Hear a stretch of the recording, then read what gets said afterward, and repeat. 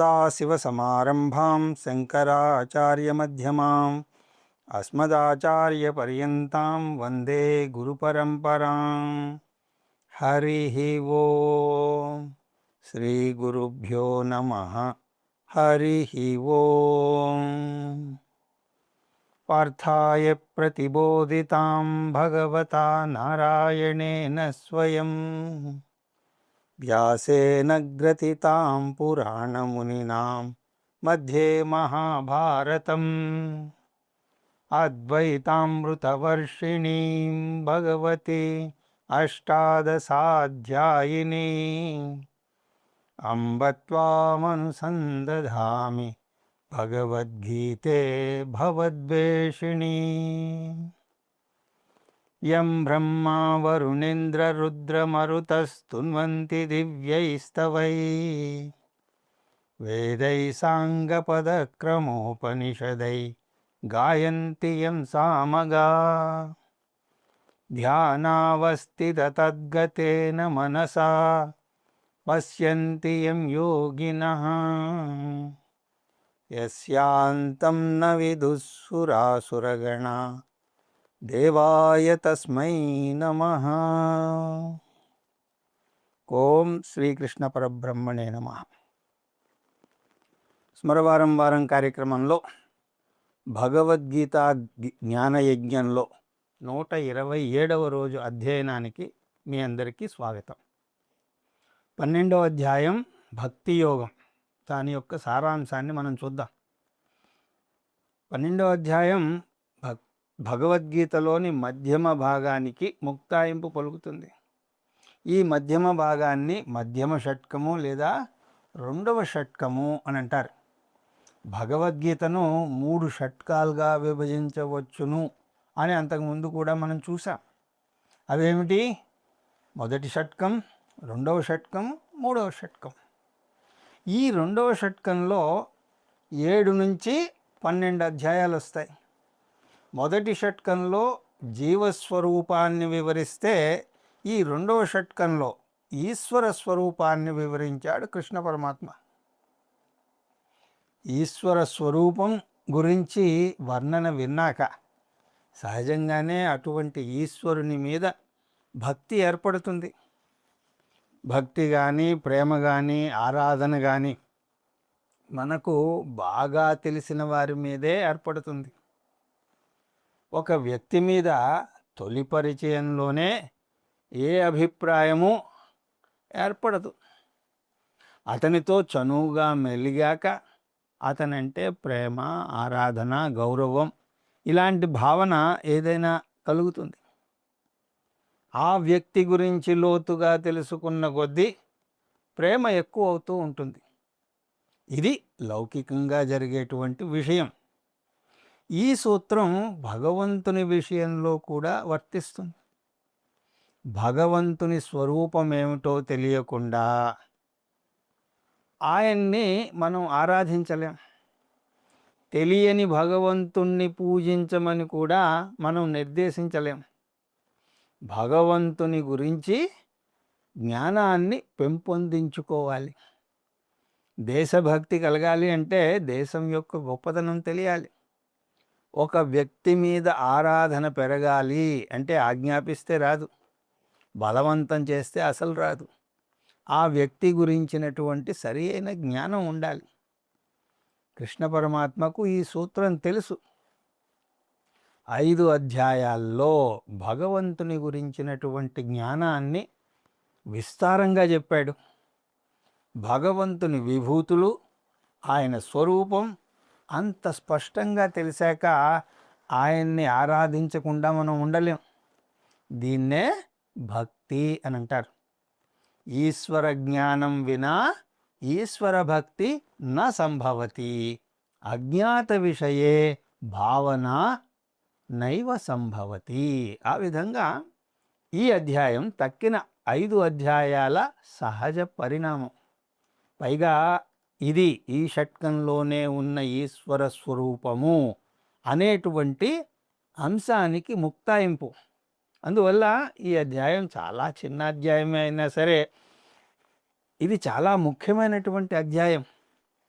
ఇందులో కృష్ణ పరమాత్మ 20 శ్లోకాల్లో మొత్తం వేద సారాన్ని రంగరించి పోశాడు. వేదాంత సారాన్ని మాత్రమే కాదు, మొత్తం వేద సారాన్నే చాలా అద్భుతంగా వివరించాడు. వేద పూర్వభాగాన్ని, వేద అంతభాగాన్ని మొత్తం ఒక అధ్యాయంలో పొందుపరిచాడు. ఇది చాలా చిన్న అధ్యాయం కాబట్టి తేలిగ్గా కంటతా పట్టగలం. కాబట్టి చాలామంది ఈ అధ్యాయాన్ని ఇష్టపడతారు. ఆ కారణం ఆచరణపరంగా సరిపోతుంది, కానీ అసలు గొప్పతనం దాని యొక్క సారంలో ఉంది. 12వ అధ్యాయం వేద సారం. అది మనం చెప్పడం కాదు, కృష్ణ పరమాత్మే స్వయంగా ఈ అధ్యాయం చివరిలో ఒక మాట అంటారు. ఏమిటది? ఏతు ధర్మ్యామృతమిదం యథోక్తం పర్యుపాసతే.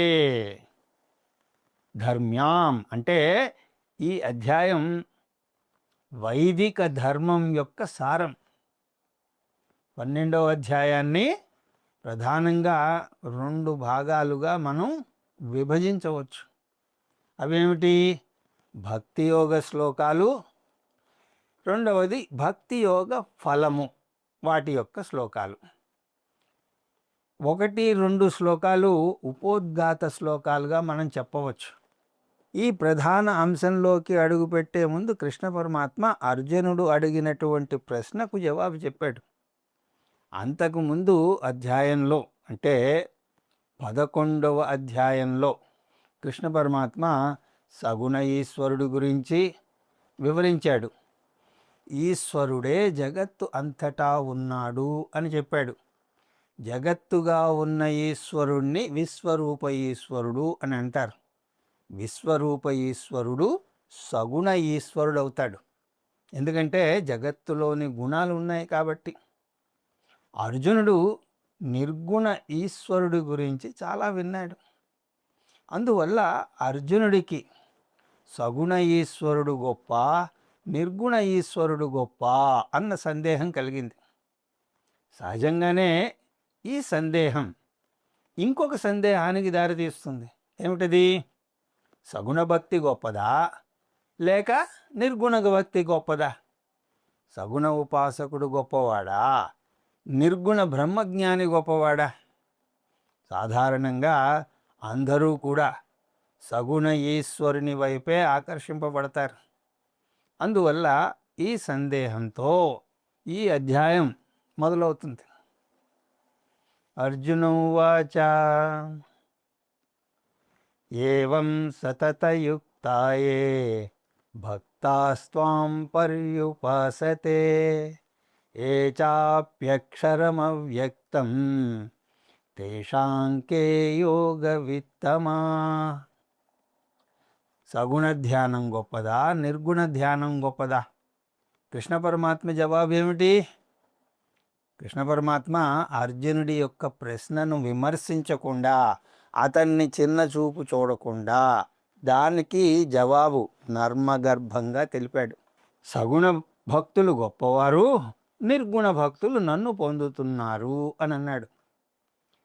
కృష్ణ పరమాత్మ నర్మగర్భంగా చెప్పినటువంటి జవాబులో ఆంతర్యాన్ని మనం గ్రహించాలి.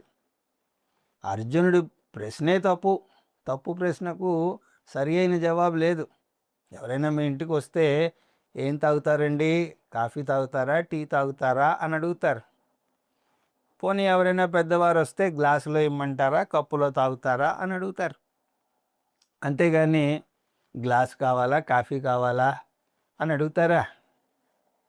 అదేవిధంగా సగుణ ఈశ్వరునికి, నిర్గుణ ఈశ్వరునికి మధ్య పోలికే లేదు. అలాగే ఈ ప్రశ్నకు కూడా అర్థం లేదు. ఎందుకంటే ఈ రెండింటిలో ఏదో ఒకటి ఎన్నుకునే అవకాశం లేదు. ప్రతి ఒక్కరూ కూడా సగుణ ఈశ్వర ధ్యానం చేసి ఎప్పుడో ఒకప్పుడు నిర్గుణ ఈశ్వర ధ్యానానికి వచ్చి తీరాలి. సగుణ భక్తి లేనిదే నిర్గుణ భక్తి అసంభవం. నిర్గుణ భక్తికి రానిదే సగుణ భక్తి అసంపూర్ణం. అందువల్ల ప్రతి ఒక్కరూ కూడా సగుణ భక్తిలో ఉండి దాని ద్వారా నిర్గుణ భక్తికి రావాలి. ప్రతి ఒక్కరి ప్రయాణం సగుణ భక్తి ద్వారా నిర్గుణ భక్తికి చేరుకోవడం. నిర్గుణ భక్తికి రావడం వాయిదా వేయచ్చు. అతను నిర్గుణ భక్తికి సిద్ధంగా లేకపోతే సగుణ భక్తితో మరి కొన్నాళ్ళు ఉండి ఆ తర్వాత రావచ్చు. ఆ తర్వాత అనేది 1 సంవత్సరం తర్వాత అయినా రావచ్చు, 10 సంవత్సరాల తర్వాత అవ్వచ్చు, లేదా 10 జన్మల తర్వాత అయినా అవ్వచ్చు. అది ఎప్పుడైనా అవనివ్వండి. నిర్గుణ బ్రహ్మకు మాత్రం వచ్చి తీరాలి. ఎందుకంటే నిర్గుణ బ్రహ్మే అంతిమ లక్ష్యం. తదేవ బ్రహ్మత్వం విద్ధి నేదం ఎదిదముపాసతే అని కేనోపనిషత్తు అంటుంది. ఆ బ్రహ్మవు నువ్వే అని తెలుసుకో. నువ్వు ఉపాసన చేసేటువంటి భగవంతుడు బ్రహ్మ కాదు. భగవంతుణ్ణి ఉపాసన చేసే నువ్వు బ్రహ్మవు. అందువల్ల అర్జునుడి యొక్క ప్రశ్నకు కృష్ణ పరమాత్మ జవాబేమిటి? రెండూ చేయాలి. సగుణ ఉపాసన చేసి నిర్గుణ బ్రహ్మకు రావాలి. ఆ విధంగా అర్జునుడి యొక్క ప్రశ్నకు జవాబు చెప్పాక కృష్ణ పరమాత్మ 2 అంశాలను చర్చించాడు. ఇక్కడ భక్తి యోగ శ్లోకాలు 3 నుంచి 12వ శ్లోకం దాకా. భక్తి యోగము అంటే ఒక ప్రత్యేకమైనటువంటి సాధన ఏమీ కాదు, అనేక ఆధ్యాత్మిక సాధనలతో కూడినది అని మనం ఇక్కడ చూసాం. ఈ ఆధ్యాత్మిక సాధనలను కొన్ని దశలుగా చెయ్యాలి. అంటే ఆ దశల సంఖ్య సందర్భాన్ని బట్టి మారుతూ ఉంటుంది. కొన్నిసార్లు 2 దశలుగా చూస్తాము, మరి కొన్నిసార్లు 3 దశలుగా మనం చూస్తాం. కర్మయోగము ప్లస్ ఉపాసనాయోగము ప్లస్ జ్ఞానయోగము = భక్తి యోగము. ఇలాగా 3 దశలను వేదాంతంలో మనం చూస్తాం. ఇక్కడ కృష్ణ పరమాత్మ ఈ 3 దశలనే 5 దశలుగా పెంచాడు. అంటే చిన్న మెట్లుగా విభజించాడు. వీటిలో ఏ దశ ముఖ్యమైనది అని అడగకూడదు. 5 మెట్లు ఉన్న నిచ్చెన ఉంటే అది ఎక్కి పైకి ఎక్కడానికి ఏ మెట్టు ముఖ్యమైనది అని అంటామా? ఒక్కొక్క మెట్టు ఎక్కుకుంటూ పైకి వెళ్ళాలి. భక్తి యోగంలో కూడా అంతే, ఒక్కొక్క మెట్టు ఎక్కుతూ పైకి చేరుకోవాలి. కృష్ణ పరమాత్మ చెప్పినటువంటి 5 దశలు ఇవి. ఏమిటవి? కర్మయోగం స్థాయి 1. ఇది మొదటి మెట్టు. సకామకర్మ ప్రధాన కర్మయోగం. కర్మయోగ స్థాయి 2. ఇది 2వ మెట్టు. నిష్కామకర్మ ప్రధాన కర్మయోగం 2. 3వ మెట్టు ఉపాసనాయోగం స్థాయి 1. అందులో ఏకరూప ఈశ్వర ధ్యానం చూస్తాం. ఇది 3వ మెట్టు. ఉపాసనాయోగం స్థాయి 2. ఇది 4వ మెట్టు. అనేక రూప ఈశ్వర ధ్యానాన్ని ఇక్కడ చేస్తాం. జ్ఞానయోగం అన్నది 5వ మెట్టు. ఇక్కడ అక్షర ఉపాసన యోగం మనం చేస్తాం. కృష్ణ పరమాత్మ పైనుంచి కిందకు వచ్చాడు, కానీ ఇప్పుడు మనం కింద నుంచి పైకి వెళ్దాం. మొదటి మెట్టు ఏమిటి? కర్మయోగం స్థాయి 1. సకామ కర్మ ప్రధాన కర్మయోగం. ఇది మొదటి మెట్టు. దీన్ని ఎవరైనా సరే తేలిగ్గా ఆచరించవచ్చు. తన వ్యక్తిగత కోరికలు తీర్చుకోవడానికి ఏ కర్మనైనా మనం చేయొచ్చు. మనిషికి కోరికలు అనంతం. పైగా ఆ కోరికలు ఈ జన్మలో పుట్టినవే కాదు, జన్మ జన్మలుగా వస్తున్నవే. కామాన్ కామయతే మన్యమానః సహ కామభిర్జాయతే తత్ర తత్ర అని ముండకోపనిషత్తు అంటుంది. మనిషికి ఏ కోరిక తీవ్రంగా ఉంటే ఆ పరిసరాలలో పుడతాడు అని అంటారు. అందువల్ల కోరికలు ఉండి తీరుతాయి. వాటి కోసం కామ్యకర్మలు చేస్తాడు. పర్వాలేదు, ముందుగా వాటితో మొదలుపెట్టండి అని అంటుంది శాస్త్రం. ముందుగా యోగక్షేమాలతో మొదలుపెట్టండి. ఈ పదాన్ని 9వ అధ్యాయంలో కూడా మనం చూసాం. యోగం అంటే సంపాదించుకోవడం, క్షేమం అంటే దాన్ని కాపాడుకోవడం. మనిషికి చాలా సంపాదించాలి అనే తపన ఉంటుంది. అది కూడా తనకు మాత్రమే కాకుండా ముందు తరాలు తిన్నా సరే తరగనంత ఆస్తిని పోగేయాలి అనే తపన. ఆడపిల్లలు ఉంటే ఒక రకమైనటువంటి తపన, మగపిల్లలుంటే ఇంకో రకమైనటువంటి తపన. ఆస్తిపాస్తులు సంపాదిస్తే చాలదు, దాన్ని నిలబెట్టుకోవడం ఇంకా పెద్ద ప్రయాస, దాని గురించి ఇంకా పెద్ద బెంగ. పెళ్లి కాకుండా బ్రహ్మచారిగా ఉన్నంత వరకు అతని యోగక్షేమాల గురించి చింత. పెళ్ళి అయితే భార్య యొక్క యోగక్షేమం. అలాగా కుటుంబం పెరుగుతూ ఉంటుంది.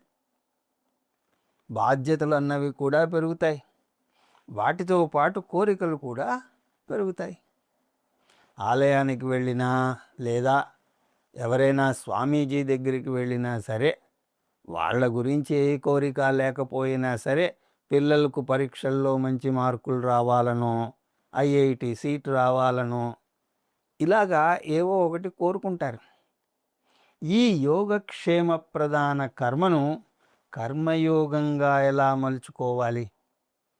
యోగక్షేమం కోసం పాటుపడండి, తప్పులేదు. కానీ దానికి ఫలితంగా ఏది వచ్చినా సరే దాన్ని కూడా ఈశ్వర ప్రసాదంగా స్వీకరించండి.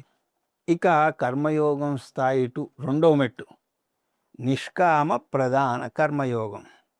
యోగక్షేమాల కోసం కొంతకాలం పాటుపడ్డాక కొంత పరిపక్వత వస్తుంది. అప్పుడు అనిపిస్తుంది దీనికి అంతూ పొంతూ లేకుండా ఉంది అని గ్రహించిన వాళ్ళు తన యోగక్షేమాలను భగవంతునికి అప్పచెప్తారు. అనన్యాశ్చింతయంతో మాం ఏ జనా పర్యుపాసతే తేషాం నిత్యాభియుక్తానాం యోగక్షేమం వహామ్యహం అంటూ 9వ అధ్యాయంలో మనం చూసాం. మన యోగక్షేమాలను భగవంతునికి అర్పిస్తే మనకి కొంత సమయం కూడా చిక్కుతుంది. అప్పుడు రెండవ స్థాయికి చెందినటువంటి కర్మలను చేసేటువంటి తీరిక చిక్కుతుంది. అటువంటి కర్మ మనకి చిత్తశుద్ధిని కలగజేస్తుంది.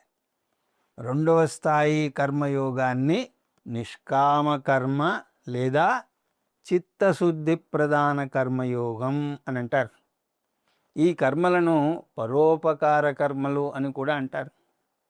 సకామ కర్మలో కర్మఫలాన్ని ఈశ్వర ప్రసాద బుద్ధితో స్వీకరిస్తే, నిష్కామ కర్మలో ఈశ్వరార్పణ భావంతో కర్మ చేయాలి. దీనికి రావడమే కష్టం కొంతమందికి, కానీ తప్పదు. 2 దశలను కలిపి కర్మయోగం అని అంటారు. కర్మయోగం అంటే ఏమిటి?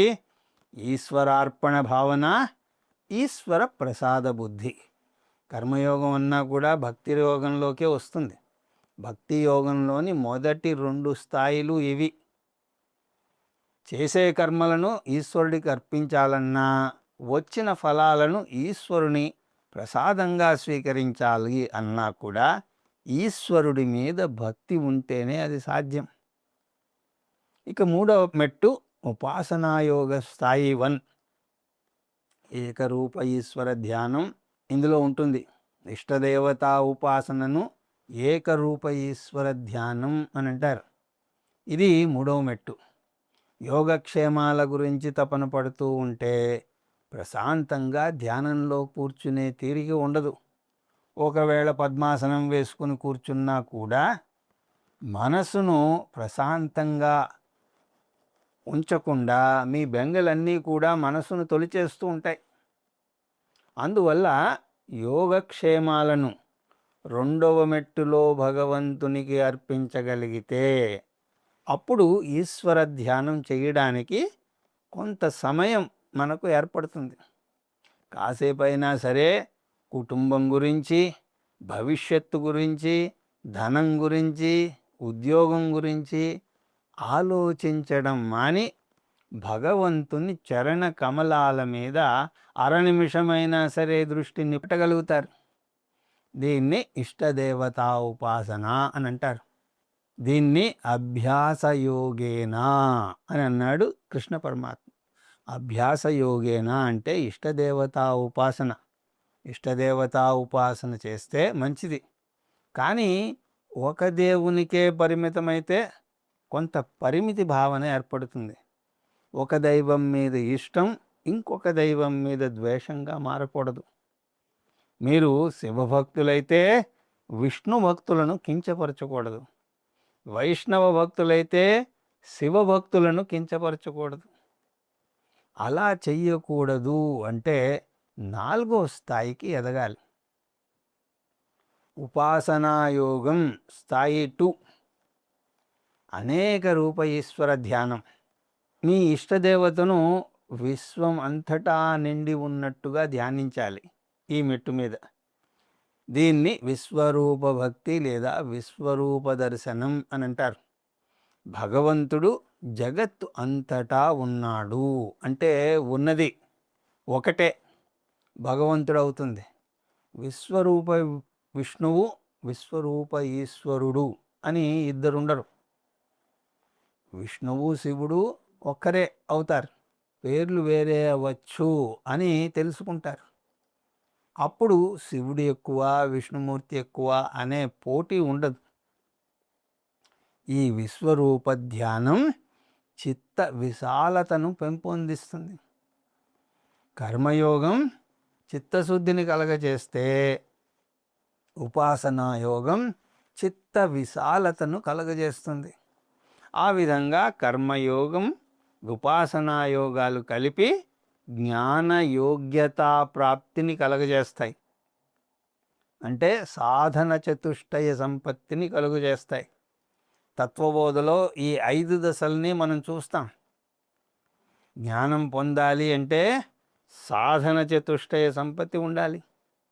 సాధన చతుష్టయ సంపత్తి ఉండాలి అంటే కర్మయోగం ఉపాసనాయోగాన్ని పాటించి తీరాలి. కర్మయోగం ఉపాసనాయోగం పాటించి ఉండాలి అంటే ఇప్పటి వరకు మనం చూసినటువంటి భక్తి యోగంలో 4 దశలను పాటించి ఉండాలి.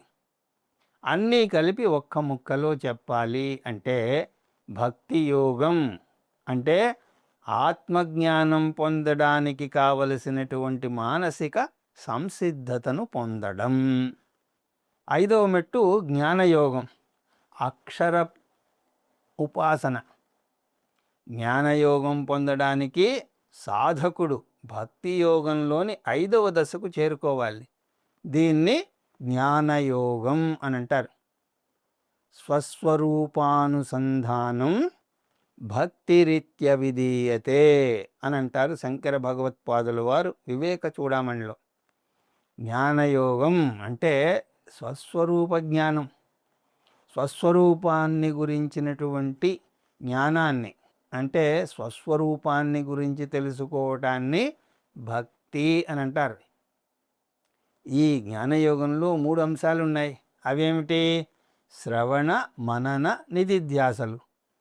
శ్రవణం అంటే ఒక క్రమ పద్ధతిలో క్రమం తప్పకుండా కొన్ని సంవత్సరాల పాటు ఒక సమర్థవంతమైనటువంటి గురువు దగ్గర వేదాంతాన్ని అభ్యసించాలి. వేదాంతం అంటే నిర్గుణ బ్రహ్మను బోధించేటువంటి శాస్త్రం. మొదటి 4 దశలు సగుణ బ్రహ్మకు చెందినవైతే 5వ దశ నిర్గుణ బ్రహ్మజ్ఞానానికి చెందినది. ఈ నిర్గుణ బ్రహ్మజ్ఞానాన్ని పొందాలి. కృష్ణ పరమాత్మ అలా చెప్పలేదు కదండి, మీరెందుకు ఏదో కొత్తగా చెప్తున్నారు అని అంటే, కృష్ణ పరమాత్మ 4వ అధ్యాయంలో చెప్పిన దాన్ని మనం ఇక్కడ గుర్తు చేస్తున్నామంతే. తద్విద్ధి ప్రణిపాతేన పరిప్రశ్నేన సేవయా ఉపదేక్షంతి తే జ్ఞానం జ్ఞానినస్తత్వదర్శినః. ఓ అర్జున, ఒక గురువు దగ్గరికి వెళ్ళి ఆయన దగ్గర శ్రవణం చెయ్యి అన్నాడు కృష్ణ పరమాత్మ. గురువే లేకుండా సొంతంగా జ్ఞానం పొందిన వారి మాట ఏమిటి? బుద్ధి ఊరుకోదు కదా, సందేహాలు కలగజేస్తూనే ఉంటుంది.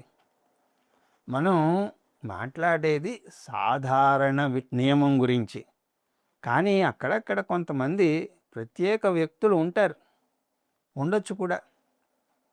రామానుజం మ్యాథమెటిక్స్లో ఒక మేధావి. గురువు ఎవ్వరూ నేర్పించకుండానే అద్భుతాలు సాధించాడు.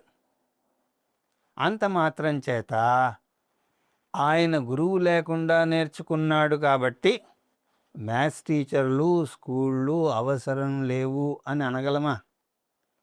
అది అర్థం లేనటువంటి మాట.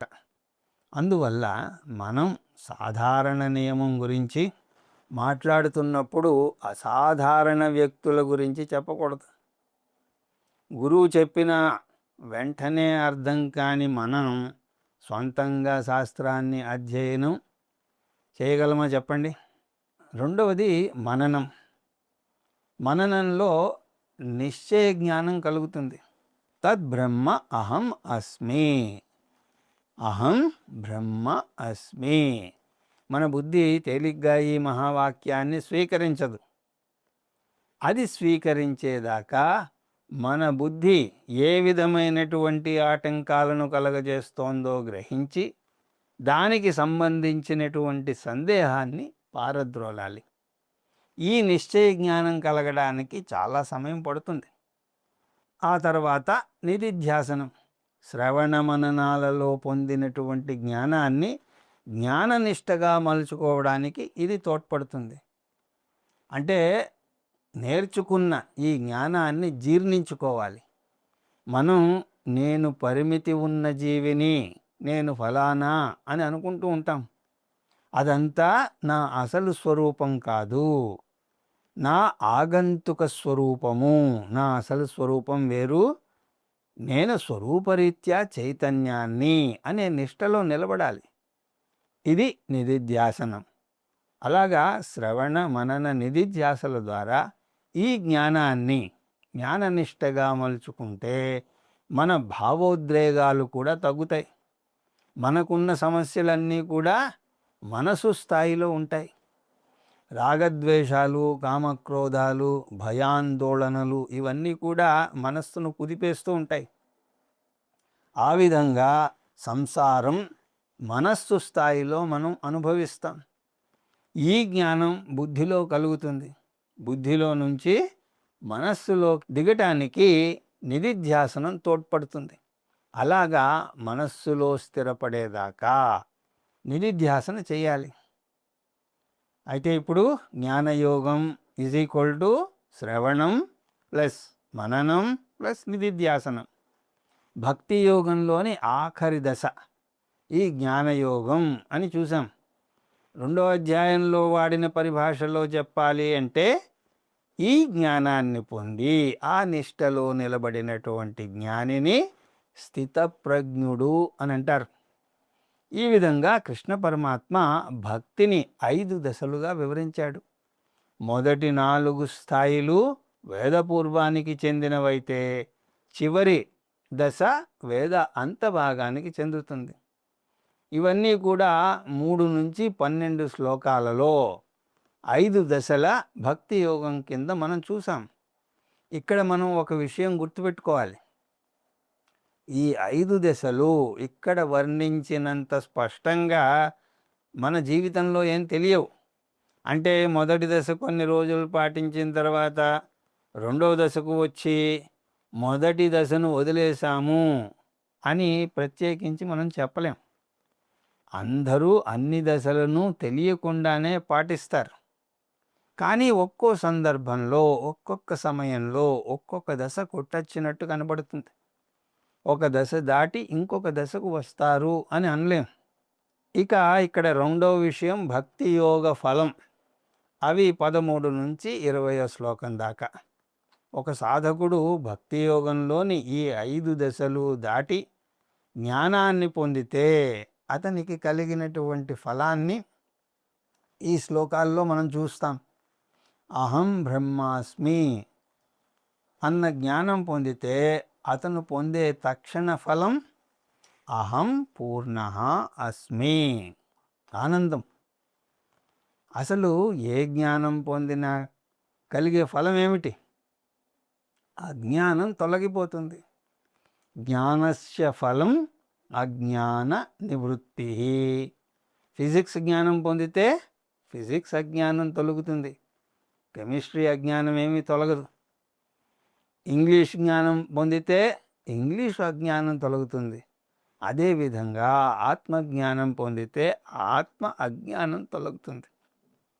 ఈ సూత్రం ప్రకారం తక్షణ ఫలం ఆత్మజ్ఞానం కలిగితే ఆత్మ అజ్ఞానం తొలగుతుంది. అంటే బుద్ధి స్థాయిలో మార్పు వస్తుంది. ఇది ప్రత్యక్ష ఫలం. కానీ ఆత్మజ్ఞానం పొందితే మనస్సు స్థాయిలో కూడా మార్పు వస్తుంది. ఇది పరోక్ష ఫలం. ఇది ఎలా సాధ్యమవుతుంది అంటే, బుద్ధిలో జ్ఞానం కలిగితే మనస్సులో ఉండే రాగద్వేషాలు ఎలా పోతాయి అని అడగచ్చు. జ్ఞానానికి భావోద్వేగాలకు ఉన్న సంబంధం ఏమిటి? ఈ సంబంధం అంత ప్రత్యక్షంగా తెలియదు. బుద్ధిపరంగా ఒక విషయాన్ని నేర్చుకుంటే మనస్సు పరంగా సంసార భావన పోతుంది అని అంటున్నారు. అది ఎలా కుదురుతుంది? ఇది వేదాంత శాస్త్రంలోని ప్రాథమిక అంశం. ఈ వివరణను ఈ 12వ అధ్యాయం చూస్తున్నప్పుడు మనం గుర్తించలేదు. ఇప్పుడు సందర్భం వచ్చింది కాబట్టి దాన్ని చూద్దాం. వేదాంతం ఆత్మజ్ఞానం కలగచేసేటప్పుడు అహం పూర్ణ అని నేర్పిస్తుంది. అంటే పూర్ణత్వ భావన పెంపొందిస్తుంది. పూర్ణత్వం అంటే పరిపూర్ణత. నాకు ఏ విధమైనటువంటి లోటు లేదు. కానీ మనం పుట్టడమే అజ్ఞానంతో పుట్టాం. ఇంగ్లీష్ తెలియదు, ఫిజిక్స్ తెలియదు, కెమిస్ట్రీ తెలియదు, ఆత్మ గురించి అసలే తెలియదు. కానీ ఎదిగిన కొద్దీ ఒక్కొక్క సబ్జెక్టు నేర్చుకుంటూ వాటి సంబంధిత అజ్ఞానాలను పారద్రోలుకుంటూ వస్తున్నాం. అదేవిధంగా ఆత్మజ్ఞానం పొందితే ఆత్మ అజ్ఞానం కూడా పోతుంది. ఎవరైనా సరే నువ్వు ఎవరు అని అడిగితే అహం సత్యం జ్ఞానమనంతం బ్రహ్మ అని చెప్పచ్చు. కానీ అలా చెప్పలేకపోతున్నాము అంటే మనం జ్ఞానం పొందలేదు. అహం పూర్ణ అన్న జ్ఞానం లేకపోవడం వల్ల అహం అపూర్ణ అని అనుకుంటున్నాం. ఒక అజ్ఞానం అనేక అపోహలకు దారితీస్తుంది.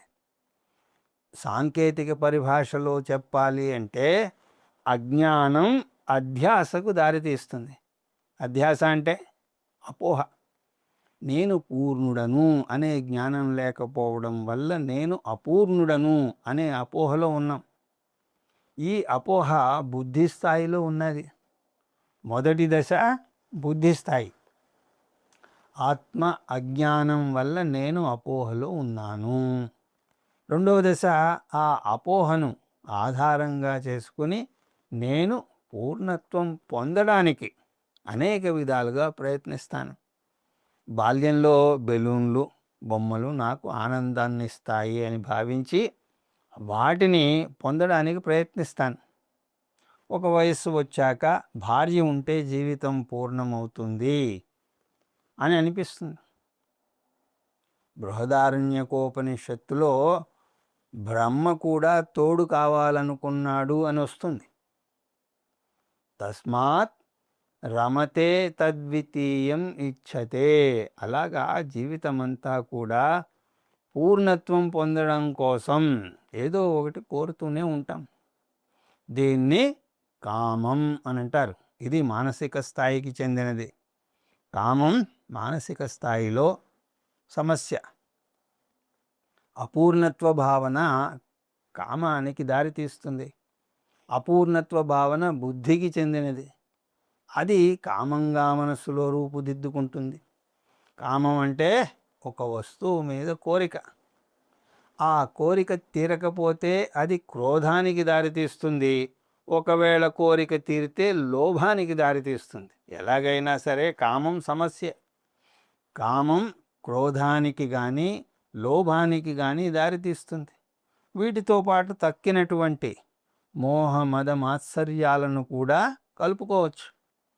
కామ క్రోధ లోభ మోహ మద మాత్సర్యాలను అరిషడ్వర్గాలు అని అంటారు. వీటన్నింటికీ మూల కారణం కామం. కామానికి మూలం అపూర్ణత్వం, అధ్యాస. అంటే మన సమస్య మన భావోద్రేగాలు నిజమే, కానీ వాటి యొక్క మూల కారణం మన అజ్ఞానం. అందువల్ల శాస్త్రాన్ని అధ్యయనం చేసి మన అజ్ఞానాన్ని పారద్రోలితే అదే కాలక్రమేణా మన భావోద్రేగాలను కూడా తగ్గిస్తుంది. ఎప్పుడైతే మనం నేను పూర్ణుడను అని అర్థం చేసుకుంటామో అప్పుడు మనకు ఏదైనా సరే కోరే అవసరం ఉండదు. ఎందుకుంటుంది చెప్పండి? ప్రజాహాతి యదా కామాన్ సర్వాన్ పార్థమనోగతాన్ ఆత్మన్యేవాత్మనా తుష్టః స్థితప్రజ్ఞస్తదోచ్యతే అంటూ 2వ అధ్యాయంలో చూసాం. కోరికలు తొలగిపోతాయి. ఆత్మజ్ఞానం పొంది ఆత్మలోనే రమించే వారిని స్థితప్రజ్ఞుడు అని అంటారు. ఈ అధ్యాయంలో మళ్ళీ స్థితప్రజ్ఞ లక్షణాలను చూసాం. వాటిని ఇక్కడ మనం వివరంగా చూడడం లేదు, వాటి యొక్క సారం మనం చూద్దాం. మనిషి వ్యవహారాలన్నీ కూడా 3 స్థాయిల్లో ఉంటాయి. ఒకటి కర్త, కర్తగా అనేక కార్యక్రమాలను చేస్తాడు. రెండవది భోక్తగా, భోక్తగా అనేక కర్మఫలాలను అనుభవిస్తాడు. మూడవది ప్రమాత, ప్రమాతగా అనేక విషయాలను నేర్చుకుంటాడు. ఈ 3 స్థాయిల్లోనూ పూర్తి మార్పు వస్తుంది అని కృష్ణ పరమాత్మ చెప్పాడు. ఆ మార్పులేమిటో చూద్దాం. కర్తగా ఇన్నాళ్ళు తను అపూర్ణుడను అని అనుకుని పూర్ణత్వాన్ని పొందడానికి కర్మలు చేశాడు. అంటే కోరికలు తీరడానికి కర్మలు చేశాడు. ఇంతవరకు పూర్ణత్వం పొందడానికి కర్మలు చేస్తే జ్ఞానం పొందాక పూర్ణత్వంతో కర్మలు చేస్తాడు జ్ఞాని. ఎప్పుడైతే జ్ఞానికి పూర్ణత్వ భావన ఉంటుందో అప్పుడే ఎవరి మీద ద్వేషం ఉండదు. గుండె నిండా ప్రేమ, దయ ఉంటాయి. అందరినీ సమానంగా ప్రేమిస్తాడు. ప్రేమతో పనులు చేస్తాడు. కాబట్టి ఎవరి నుంచి ఏమీ ఆశించకుండా పనులు చేస్తాడు. దానివల్ల పనులు దక్షతతో చేయగలుగుతాడు. అందువల్ల కర్తగా పూర్ణత్వంతో, ప్రేమతో, దక్షతతో కర్మలు చేస్తాడు జ్ఞాని. ఇక రెండవది భోక్తగా పూర్ణత్వ భావనతో కర్మలు చేస్తాడు. కాబట్టి అతనికి షాక్ అబ్జర్వర్లు ఉంటాయి. అందరికీ వచ్చే కోపం, చిరాకులు అతనికి రావు. మూడవది ప్రమాతగా, ప్రమాతగా సమత్వం కలిగి ఉంటాడు. మానావమానాలకు, సుఖదుఖాలకు, శీతోష్ణాలకు చెల్లించడు. రెండింటినీ సమానంగా చూస్తాడు. ఈ 3 స్థాయిల్లో మార్పులు వస్తాయి. అంటే కర్త, భోక్త, ప్రమాతలుగా జ్ఞానిలో మార్పులు వస్తాయి. ఈ స్థాయికి చేరుకోవడానికి దగ్గర మార్గం అంటే షార్ట్కట్ ఏమీ లేదు. భక్తి యోగం అనే గమ్యాన్ని చేరుకోవడానికి 5 దశలు ఉన్నటువంటి నిచ్చెన ఎక్కి రావాల్సిందే అన్నాడు కృష్ణ పరమాత్మ. ఏతు ధర్మ్యామృతమిదం యదోక్తం పర్యుపాసతే శ్రద్ధధానామత్పరమా భక్తస్తేతీవ మే ప్రియా. ఎవరైతే ఈ భక్తి యోగాన్ని ఈ 5 దశల్లో పాటించి జ్ఞానాన్ని పొందుతారో అతను జీవన్ముక్తిని పొందుతాడు. ఆ తర్వాత తరగతి నుంచి జ్ఞాన షట్కం అనేటువంటి 3వ షట్కంలోని మొదటి అధ్యాయం అయినటువంటి క్షేత్రజ్ఞ విభాగ యోగము అనేటువంటి 13వ అధ్యాయాన్ని చూస్తూ మన అధ్యయనాన్ని ముందుకు కొనసాగిద్దాం అని తెలియజేసుకుంటూ హరి ఓం తత్సత్.